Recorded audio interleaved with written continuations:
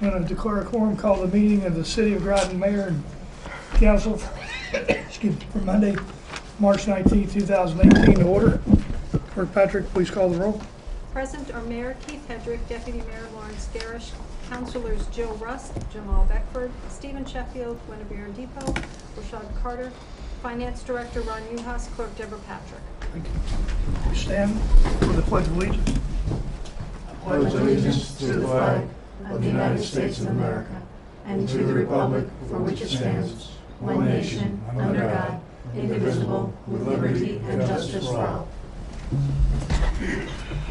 Recognitions, awards, and memorials. Anyone? Yeah, I'd like to compliment our highway department and utility people for the recent work they did taking care of us during the storm. I know that a lot of them worked a lot of long hours. I know you're aware of it. And also you, because I know you were out there advising people the conditions, and thought that was very admirable. I'll agree as far as the GU and the Public Works guys. They did a tremendous job staying ahead of this. I just want to remind people that during the storms, the primary reason for clearing the roads is to ensure that emergency vehicles have a path to get around the city. We received several phone calls that they're only making one path down the middle and they're not clearing the whole road. Why did we issue a parking ban? What happens is they make sure the center is clear, and then they come back and they get both sides so that they clear both sides. That's protocol. That's how it's done, and that's how it's done pretty much in the state, but that's certainly how we do it in the city. The next thing is, usually on the day of the storm, the most complaints that I get are about the driveways being plowed over, and that does happen. It's not done intentionally. They wouldn't do it. If there was a way to avoid it, they would.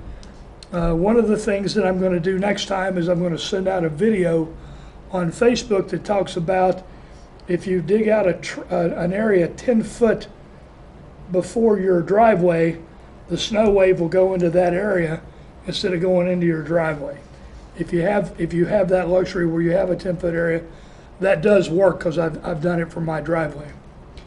The next day, typically what happens is we are picking up what I refer to as curves and edges. They're cleaning up the corners, because the corners tend to come to points, so they push them back out, they soften the corners, and they clean up the edges where cars might have been parked or where stray snow might be. And what happens then is some of the snow sometimes ends up on the sidewalks, and people sometimes complain about that. In addition, we have yet to find out a way to clean the streets and pick up the trash at the same time. You can't do it. So we're going to clean the streets, and then we'll get the trash when we can. In most cases, actually in the last 2 storms, maybe 3 storms, we have been unable the next day to pick up the trash from the day before. We're sorry about that. We are looking at it. We're trying to determine what we can do. And I know some people say, well, wait a minute, on holidays you do this. On holidays, days after holidays, we have that all planned out. Snowstorms is an event, comes up, sometimes catches us by surprise, and therefore we're unable to get yesterday's trash the next day when we're picking up that day's trash. So these guys do a great job. They do it in really crappy and hard weather. The Groton Utilities has done a great job keeping the power on. Part of that is due to an aggressive tree cutting program that we have. We don't have as many outages here in the city as they do in other places, say for example Basra, because of all the trees out there. We do have an aggressive tree cutting campaign out there as well, but it's not as far along as what we have in the city. So I agree with you, those guys did a great job. Any other recognition, awards, or memorials? Okay, receipt of citizens petitions. Does anyone have a citizens petition? Therefore we'll skip, seeing none, we'll skip the response. Approval of the minutes. I need a motion to approve March 5th, 2018 public hearing minutes. So moved. Second. I have a motion and a second. Any discussion? Hearing none. All in favor say aye. Aye. Opposed? Abstentions? Motion carries unanimously. Need a motion for March 5th, 2018 mayor and council meeting minutes. So moved. Second. We have a motion and a second. Any discussion? Hearing none. All in favor say aye. Aye. Opposed? Abstention? Motion carries unanimously. Communication and reports. Councilor Rusk. Just that on Friday night, I was able to participate at Friday Night Out. The mayor was able to come for a little while. It was a lot of fun. We had over 100 kids there. It was a great time, and I think the best response I got was somebody sent me their middle school kids' son's Snapchat that said, "I wish they did this every month." So great job to Parks and Rec. I know Val took a huge load this time with it, and Yep. it was great. Okay, And thanks to thank you. everybody. Councilor Beckford. Nothing to report. Councilor Sheffield. Nothing to report. Councilor Depot. Nothing to report. Councilor Carter. No Deputy Mayor report. Okay. I have a couple things. I agree with Councilor Russ regarding the Friday Night Out. I got there at the very end, but the energy in that room was just tremendous, and the young men and women, the kids that were leaving, were high-fiving each other, and they were having such a great time, and they said, "Hey, can you do this again? This is so great," and it really was a very positive experience for everybody, so that is a wonderful thing. I also want to let you guys know that, or let the council know, that we have started work on the PAF, so that work has started in earnest. It started last week, I think. Okay. I attended a WPCA public hearing. Wait a minute, is that right? Yeah, on March 5th. Groton Bank Day. I attended a couple meetings on that. On June 9th, we're going to have Groton. It's Connecticut. It's a Connecticut day where lots of things are free and events are open. We're going to have our own version of that, which is Groton Bank Day, which includes Art on Groton Bank, and also is going to include a lot of the historic areas are going to be open for tours, and we are working on getting a shuttle to take people around, and we'll pick people up from the water taxi, and we're going to make a loop. The fort's going to be open. Art on Groton Bank's going to be there. We're working to get food trucks and things like that. So this is going to be on June the 9th. So I just wanted to give you a heads up. On Thursday, March 8th, I attended a harbor management meeting where EB came in and presented their plans for the EB expansion for their application to the Harbor Management Commission, which was approved by them for their part. And this is the building for the Columbia class submarine. This is going to be a huge event for the city of Groton. It's going to take several years to do this. We'll probably start in calendar year 19, fiscal year 20, and go out for a couple of years. In the next few months, once we get some more specifics, I'll be asking Carlton Smith, the building inspector, to come in and give a presentation to the council to discuss several aspects of it. On March 11th, I attended the cartels here. On the 12th, I attended a joint town and city meeting to discuss the highway study. We are going to issue an RFP, a joint RFP from the town and the city to look at roads and highways. We will be discussing this more in detail at the next meeting, at our committee of the whole. And Saturday, I had the honor to attend Sean Estep's Eagle Scout Court of Honor. And I always enjoy the Eagle Scout Courts of Honor because they're very humbling, and the work that these young men have entered into, not just their project, but to get the 21 merit badges and the involvement of the community and the family to help these guys get to Eagle Scout is tremendous. Clerk Deb Patrick, do you have, I have nothing, thank you. oh, I'm sorry, I talked before you go, sorry. It's okay. Finance Director, you, okay. You're right, I did that out of order. Sorry. Are there any committee referrals? Okay, new business, Councilor Rusk. Thank you. We've- Hold on. Did I not say that? No, you did. R-18-3-37. Therefore, be it resolved that the mayor and council waive the bid process and authorize and approve a contract with Concrete Slabs by Drab LLC, 71 Blueberry Hill Road, Groton, Connecticut, for repairs to sections of concrete sidewalks, posting and railings, and seawall masonry reappointing at the Eastern Point Beach for the quoted amount of $27,700 and no cents, and a contingency in the amount of $3,300 and no cents, for the total contract amount not to exceed $31,000 and no cents, to be paid from FY 2018 budgeted unassigned capital projects. I so move. Second. We have a motion to second. Any discussion? Let me give you a real quick background, which may initiate discussion. Opening day of the beach is 6/21. We are approximately 3 months away from that. We have worked with Slabs by Drab before, and we had a previous bid from him. We asked him to go back and submit another quote, and we are going to be working with him to do some of this work. The Public Works guys are going to be, what we have down there, if you go down to the beach now, you'll see that a month or so ago, a portion of the concrete walkway collapsed. When we went to retrieve a floating, unidentified floating object in that little pool area, the weight collapsed. And what we found is that the water comes in the wallway, the retaining walls, because the pointing is missing, the chinking is missing.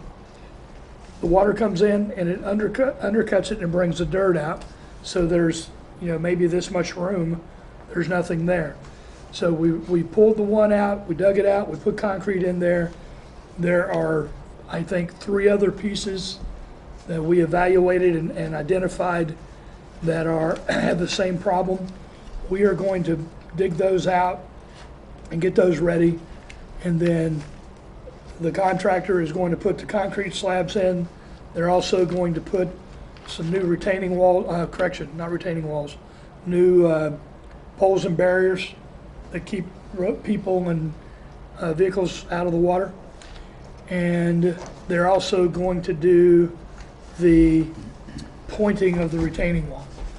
Now, what's important to me is to get the rails and the sidewalks completed before we open. My deadline date is 1 June, so that we can get all that done.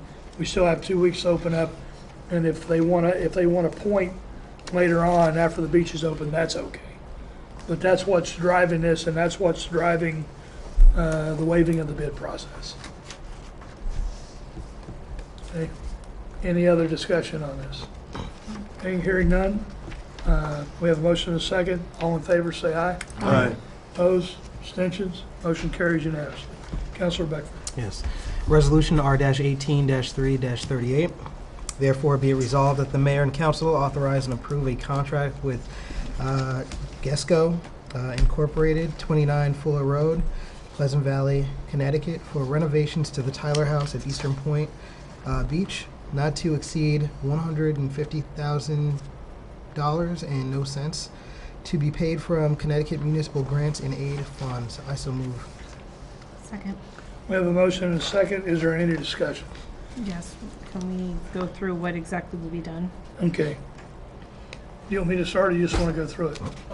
Actually, I can start kind of with the history Okay. first and kind of bring back. It was the grant, we received the municipal grants and aid, and we asked to do an alternate project with that, which we've done the last 2 times with the grant. The first time that we did it, We did it for the Washington Park, where we resurfaced the tennis courts, put a new playscape in, we did some fence work.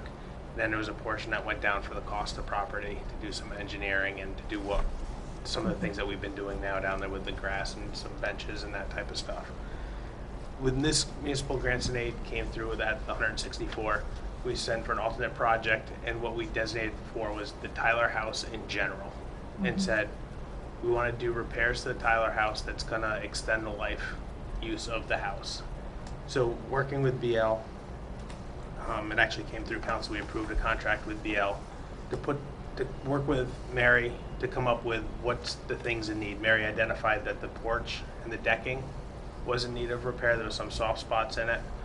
And then there's one window, I believe it's either the lifeguard lookout or the first aid lookout there, that we knew needed to be fixed. So working with BL, we said, what are the things that we need to do that are going to extend the life of the building, kind of to put it in order and prioritize it. They identified the porch, all of the downstairs windows, the louver pieces that go below the porch, doors and some hardware. I believe it was for maybe the bathrooms, and I'm not exactly sure which doors were identified. And that was kind of the base bid. We bid this project once at the end of last year, and there was some confusion when the bids came in. They were all over the board. Some were high, some were low. And then we had to put adults in for all of the second floor windows, and they were just all over the place as far as where the bids came in. So there's confusion as to what the window specs were, what we really wanted. So instead of pushing forward, we kind of pulled back and worked with BL and said, all right, let's rebid the project. Make sure there's a mandatory walkthrough, which we didn't do the first time, to have everybody come out so everybody hears the same thing as far as the contractors go, and we get all the questions answered right from the get-go. So these were the results of that rebid. So specifically, one of the things we're going to do is the floor, there's some spongy spots. There's parts of the hardwood floor they're going to replace, but they're also going to go underneath, and they're either going to replace or shore up from underneath so that it's all solid and it doesn't, it's not spongy when you walk on it. That one window is going to be done. We also have permission from the state of Connecticut that we do not have to put in the hurricane type windows. So what that means is the windows are going to be a lot cheaper, so we can get more windows done. We're going to work on the second floor windows as well. The thing that I want to get done before opening day, meaning for me, 6/1, is I want to get the floors done and the joists done underneath to make sure that that's not spongy, and the louvers. Get that done and get the windows on the first floor done. We can do windows on the second floor once the beach is open, but I want to make sure that there's nothing that's going to stop us from opening the Tyler House and also and opening the beach. So that's what's important to me. And that's the sense of urgency on this. And then, so you'll recognize in the handout that we gave with the bid tab, and that base bid for GESCO came in at just about $99,000, a little bit under. And you'll see that the resolution is a not to exceed 150. That is what is remaining of that grant fund. So it'll start with the 99,000, and then there's all of the adults, which is the E through N, which are all just the different windows. And then below kind of has a number for each one. So there's 4 window E's. There's 5 window F's. So if we were to do this whole entire thing, it'd be up over $220,000, which we don't have the funds for. So working with the contractor, we're starting with the base bid, and then I believe they met there last Friday and kind of went through the second floor and said, okay, what's the next step? Which are the worst windows up here? And then obviously the entire side, we're going to do it at the same time instead of kind of having them pick and choose all over the place. So that's why the dollar amount is, it's not like it's $100,000 with a $50,000 contingency. It's just with them adults once we get going. Okay. Can I ask one more question? Yes, for Russ. Another thing that a lot of people have spoken to me about at the Tyler House has been the bathrooms. Do we have any sort of plan for upgrading the bathrooms anytime this year? that came up in a committee meeting, but it wasn't, I guess, designated as something that needs to be done right now. That's not in Yeah. this, I don't believe so. Mary worked with It's Andrew. not. I don't, It's not. I Okay. don't think it was. I think it was It's more come up. The exterior. question's come up, but it's not, like I said, it's not something that needs to get done, This you year. know. Okay. well, once we're done with this, we will be going back. We will identify what other work needs to be done. We will pay attention to what the residents ask for, and we'll see what we can do. We'll find money. That is one of the reasons why I believe why, like the porta potties, porta johns, that's one of the reasons why they're out there as well, because of the bathrooms, you know. Okay? I did not recognize it was an issue. Now that we know, we will do something about it. Councilor Depot. Oh, I'm sorry, I thought you had a question. I thought I saw you. My apologies. Any other questions or comments on this item? Okay, hearing none, all in favor say aye. Aye. Opposed, abstentions, motion carries unanimously. Deputy Mayor Garish.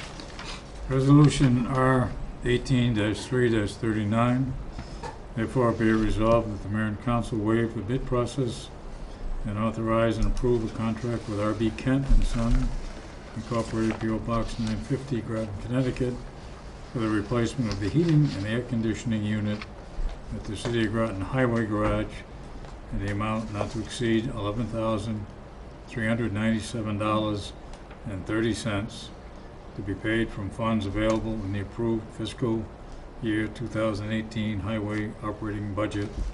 I so move. Second. We have a motion and a second. Any discussion?